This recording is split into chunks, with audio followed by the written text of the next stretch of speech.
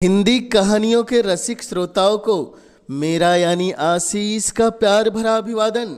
साथियों, साहित्य समाज का आईना होता है जो समाज की हर गतिविधियों के लिए एक पथ प्रदर्शक का माध्यम बन सकता है। उसी भारतीय महान साहित्य के एक ऐसे प्रकाश पुंज हुए जिनकी चमक उनकी अनमोल कृतियों में आज भी देखने मिलती है। जी हाँ, मैं बात कर रहा हूँ कहानी सम्राट प्रेमचंद जी की, जिनकी हर कहानी समाज के ज्वलंत समस्याओं को बहुत ही साधारण तौर से प्रस्तुत करके उनके समाधान का एक नया किनारा देने में सफल होती है। उन्हीं कहानियों के संग्रह से आज मैं आप सभी श्रोताओं के लिए प्रस्तुत कर रहा हूँ कहानी कफन। जी हाँ, कहानी कफन। तो कहानी शुरू करने से पहले आपसे सच्चे दिल से प्रार्थना, अगर आप सचमुच प्रेमचंद जी और भारत के अमर साहित्य को जन जन तक पहुंचाने में अपना योगदान देना चाहते हैं तो इस चैनल को जरूर कर दे सब्सक्राइब और इस ऑडियो को उन सभी जनमानस तक भेज दे जो हिंदी साहित्य और कहानियों को सचमुच समाज का आईना मानते हैं। तो लीजिए शुरू करते हैं कहानी कफन। झोपड़े के द्वार पर बाप और बेटा दोनों एक बुझे हुए अलाव के सामने चुपचाप बैठे हुए थे और अंदर बेटे की जवान बीवी बुधिया प्रसव वेदना से तड़प रही थी। रह रह कर उसके मुंह से ऐसी दिल दहला देने वाली चीख निकल रही थी कि दोनों बाप बेटे अपने कलेजे थाम लेते थे। जाड़ों की रात थी, सारा गांव अंधकार में लय हो गया था। घीसू अपने बेटे से बोला, मुझे लगता है यह बचेगी नहीं। अरे जरा देखकर तो आ, बेचारी कितनी तड़प रही है। माधव चिढ़कर बोला, मरना ही है तो जल्दी क्यों नहीं मर जाती, देखकर भी क्या करूँगा।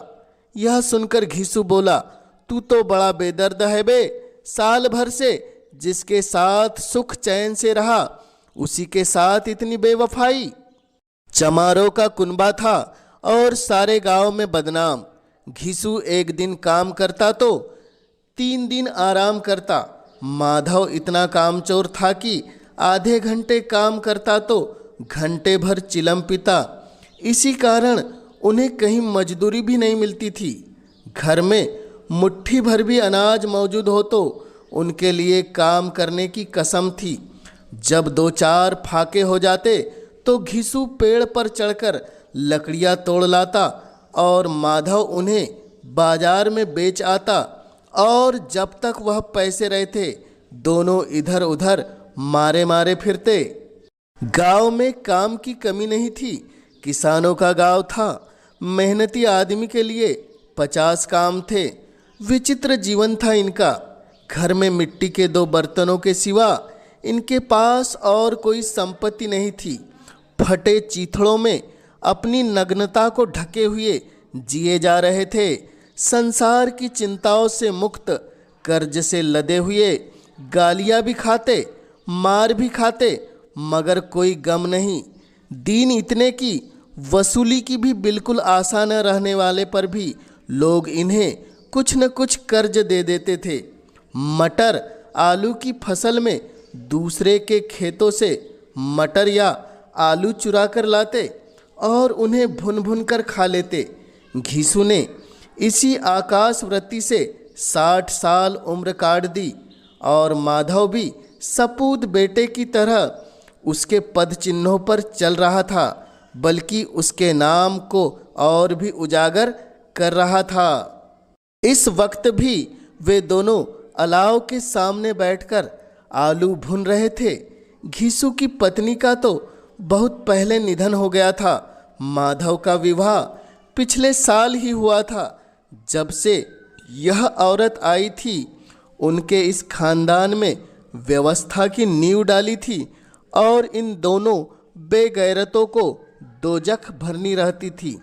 जब से वह आई ये दोनों और भी आराम मतलब हो गए थे, बल्कि कुछ अकड़ने भी लगे थे। कोई काम करने के लिए बुलाता तो निर्ब्याज भाव से दुगनी मजदूरी मांगते।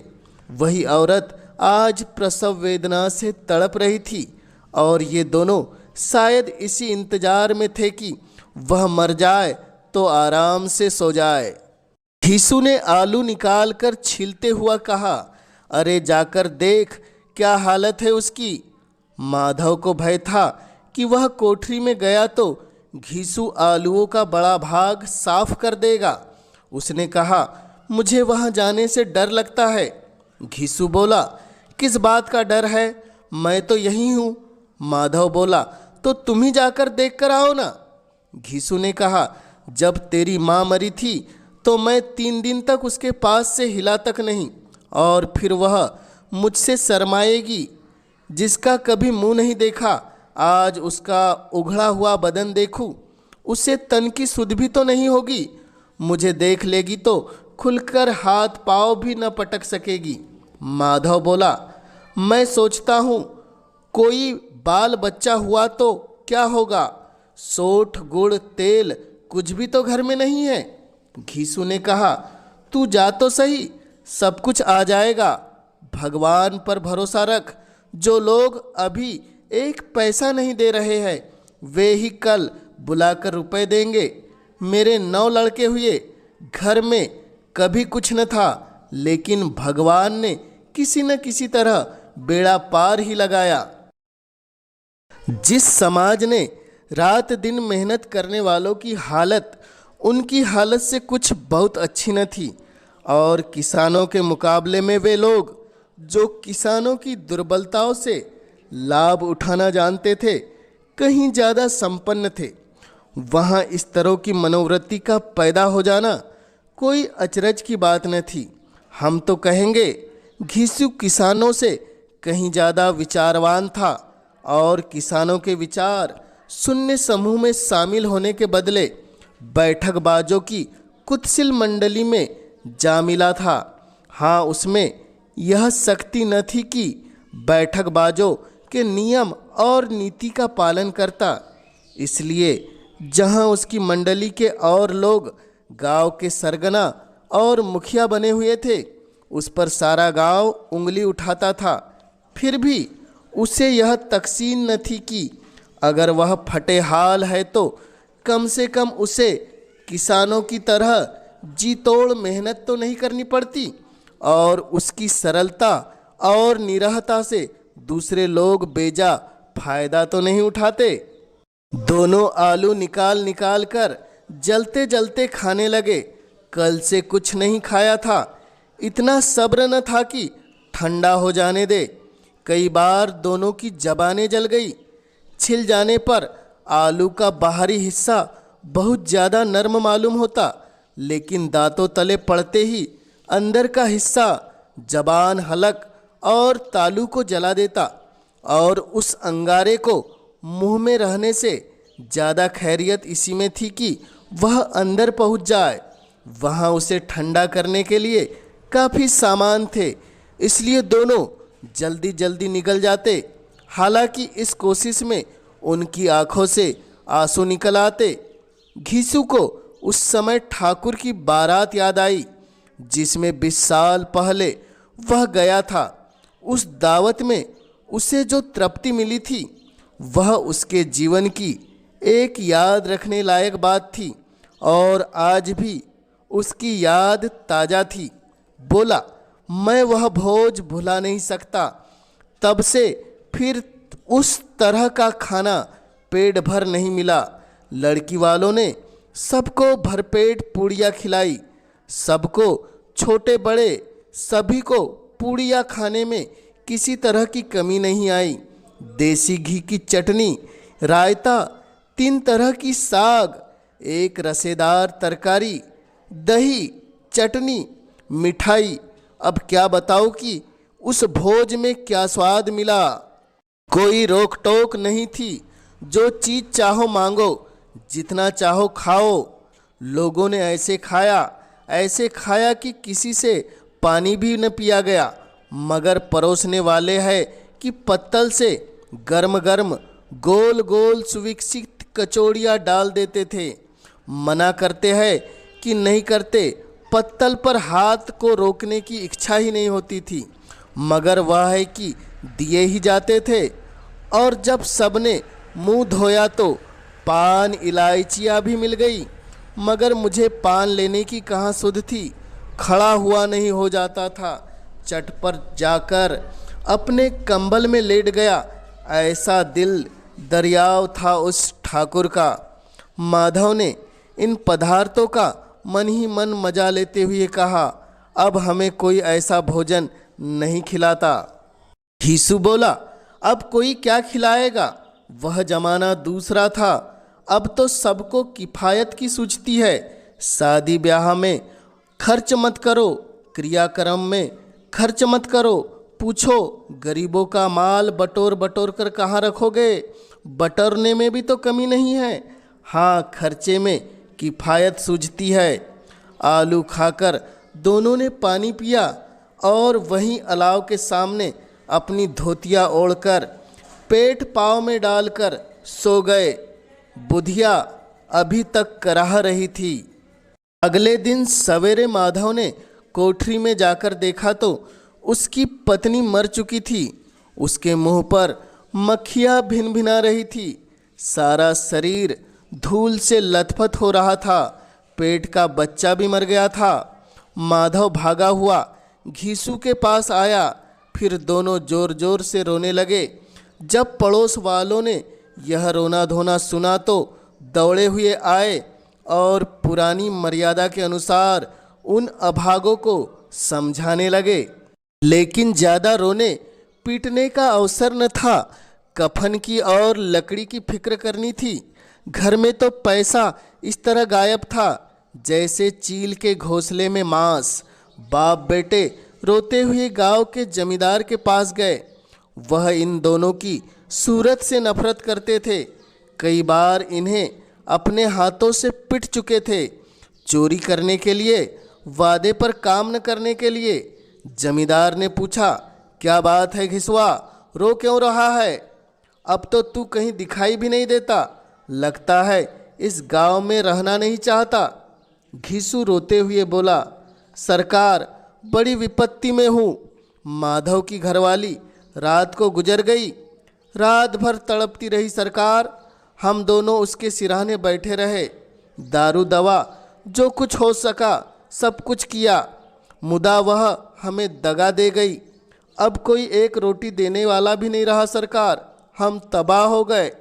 अब आपके सिवा कौन उसकी मिट्टी पार लगाएगा? हमारे हाथ में तो जो कुछ था वह दवा दारू में उड़ गया। अगर सरकार की दया होगी तो उसकी मिट्टी उठेगी। आपके सिवा मैं किसके द्वार पर जाऊं? जमींदार साहब बहुत दयालु व्यक्ति थे, लेकिन घिसू पर दया करना काले कंबल पर रंग चढ़ाना था। जी में तो आया, कह दे चल दूर हो यहाँ से, वैसे तो बुलाने से भी नहीं आता। आज जब गरज पड़ी तो आकर खुशामद कर रहा है। हरामखोर कहीं का, बदमाश। लेकिन यह क्रोध या दंड का अवसर न था। जी में कुड़ते हुए 2 रुपए निकाल कर फेंक दिए, लेकिन सांत्वना का एक शब्द भी मुंह से न निकला। उसकी तरफ ताका तक नहीं, जैसे सिर का बोझ उतारा हो। जब जमींदार साहब ने 2 रुपए दिए तो गांव के बनिए महाजनों को इनकार का साहस कैसे होता। किसी ने 2 आने दिए, किसी ने 4 आने। 1 घंटे में घीसू के पास 5 रुपए की अच्छी रकम जमा हो गई। कहीं से अनाज मिल गया, कहीं से लकड़ी। दोपहर को घीसू और माधव दोनों बाजार से कफन लाने के लिए चल दिए। बाजार में पहुंचकर घीसू बोला, लकड़ियाँ तो उसे जलाने भर को मिल गई, क्यों माधव? माधव बोला, हाँ लकड़ी तो बहुत है, अब कफन भी तो होना चाहिए। घीसू, तो चलो कोई हल्का सा कफन ले ले। माधव, हाँ और क्या, लाश उठते उठते रात हो जाएगी। रात को कफन कौन देखता है? घीसू, कैसा बुरा रवाज है कि जिसे जीते जी तन ढकने को चीथड़ा भी न मिले, उसे मरने पर नया कफन चाहिए। माधव, कफन लाश के साथ जल ही तो जाता है। घिसू, और क्या रखा रहता है, यही 5 रुपए पहले मिलते तो कुछ दवा दारू तो कर लेते। दोनों एक दूसरे के मन की बात ताड़ रहे थे। बाजार में इधर उधर घूम रहे, कभी इस दुकान में गए तो कभी उस दुकान में। तरह तरह की रेशमी और सूती कपड़ों को देखा, मगर कोई पसंद नहीं आया। यहाँ तक कि शाम हो गई, तब दोनों न जाने किस देवी प्रेरणा से एक मधुशाला के सामने जा पहुँचे और जैसे किसी पूर्व निश्चय व्यवस्था से अंदर चले गए। वहाँ जरा देर तक दोनों असमंजस में खड़े रहे। फिर घीसू ने गद्दी के सामने जाकर कहा, साहू जी, एक बोतल हमें देना। उसने बाद कुछ चिखोना आया, तली हुई मछली आई और दोनों बरामदे में बैठकर शांतिपूर्वक पीने लगे। कई कुज्जिया ताबड़तोड़ पीने के बाद दोनों सरूर में आ गए। घिसू बोला, कफन लगाने से क्या मिलता, आखिर जल ही तो जाता, कुछ बहू के साथ तो न जाता। माधव आसमान की ओर देखकर बोला, मानो देवताओं को अपनी निष्पापता का साक्षी बना रहा हो। दुनिया का दस्तूर है, नहीं लोग बामनों को 1000 रुपये क्यों देते हैं? कौन देखता है परलोक मिलता है या नहीं? घिसू, बड़े आदमियों के पास धन है, फूके, हमारे पास फूकने को है ही क्या? माधव, लेकिन लोगों को क्या जवाब देंगे? लोग पूछेंगे नहीं कफन कहाँ है? घिसू हंसते हुए बोला, अबे कह देना कि रुपए कमर से खिसक गए, बहुत ढूंढा मिले नहीं, लोगों को विश्वास न आएगा, लेकिन फिर वही रुपए देंगे। इस अनपेक्षित सौभाग्य पर माधव भी हंसते हुए बोला, बड़ी अच्छी थी बेचारी, मरी तो खूब खिला पिलाकर। आधी बोतल से ज़्यादा उड़ गई। घिसू ने 2 सेर पुड़िया मंगाई। चटनी, अचार, कलेजिया शराब खाने के सामने ही दुकान थी। माधव लपक कर 2 पत्तलों में सारे सामान ले आया। पूरा 1.5 रुपया खर्च हो गया। सिर्फ थोड़े से पैसे बचे रहे। दोनों इस समय शान से बैठकर पुड़िया खा रहे थे, जैसे जंगल में कोई शेर अपना शिकार उड़ा रहा हो। न जवाबदेही का खौफ था, न बदनामी की फिक्र। इन सब भावनाओं को उन्होंने बहुत पहले ही जीत लिया था। घिसू दार्शनिक भाव से बोला, हमारी आत्मा प्रसन्न हो रही है तो क्या उसे पुण्य होगा? माधव ने श्रद्धा से सिर झुकाकर तस्दीक की, जरूर होगा। प्रभु तुम अंतर्यामी हो, उसे बैकुंठ ले जाना। हम दोनों हृदय से आशीर्वाद दे रहे हैं। आज जो भोजन मिला वह कभी जिंदगी भर न मिला था। कुछ क्षण के बाद माधव के मन में एक शंका जागी। बोला, क्यों बापू, हम लोग भी एक न एक दिन वहाँ जाएंगे ही? घिसू ने माधव के इस सवाल का कोई जवाब न दिया। वह परलोक की बातें सोचकर इस आनंद में बाधा नहीं डालना चाहता था। तब माधव बोला, अगर वहाँ हम लोगों से पूछे कि तुमने हमें कफन क्यों नहीं दिया तो क्या कहेंगे? घिसू, कहेंगे तुम्हारा सिर। माधव, पूछेगी तो जरूर। घिसू, तुम्हें कैसे पता कि उसे कफन न मिलेगा? तू मुझे ऐसा गधा समझता है? 60 साल क्या दुनिया में घास खोदता रहा हूँ। उसको कफन मिलेगा और बहुत अच्छा मिलेगा। माधव को विश्वास न आया। बोला, कौन देगा? रुपए तो तुमने चट कर दिए, वह तो मुझसे पूछेगी। उसकी मांग में सिंदूर तो मैंने डाला था। घिसू, कौन देगा बताने क्यों नहीं? माधव, वही लोग देंगे जिन्होंने अब की बार दिया। हाँ, अब की रुपए हमारे हाथ नहीं आएंगे। जैसे जैसे अंधेरा बढ़ता था और सितारों की चमक तेज होती थी, मधुशाला की रौनक बढ़ती जाती थी। कोई गाता था, कोई डींग मारता था, कोई अपने संगी के गले लिपट जाता था। वहाँ के वातावरण में सरूर था, हवा में नशा। कितने तो यहाँ आकर एक चुल्लू में मस्त हो जाते थे। शराब से ज़्यादा यहाँ की हवा उन पर नशा करती थी। जीवन की बाधाएं यहाँ खींच लाती थी और कुछ देर के लिए उन बाधाओं को भूल जाते थे कि वे जीते हैं या मरते, या न जीते हैं न मरते हैं। और यह दोनों बाप बेटे अब भी मज़े ले लेकर चुस्कियाँ ले रहे थे। सबकी निगाह उनकी ओर जमी हुई थी। दोनों कितने भाग्यशाली है, पूरी बोतल बीच में है। भरपेट खाकर माधव ने बची हुई पूड़ियों का पत्तल उठाकर एक भिखारी को दे दिया, जो खड़ा इनकी ओर भूखी आंखों से देख रहा था और देने के गौरव, आनंद और उल्लास को अपने जीवन में पहली बार अनुभव किया। घीसू ने कहा, ले जा, खूब खा और आशीर्वाद दे। जिसकी कमाई है वह तो मर गई, मगर तेरा आशीर्वाद उसे जरूर पहुँचेगा। रोए से रोए आशीर्वाद, 2 बड़ी गाड़ी कमाई के पैसे है। माधव ने फिर आसमान की ओर देखकर कहा, वह बैकुंठ में जाएगी बापू, बैकुंठ की रानी बनेगी वह।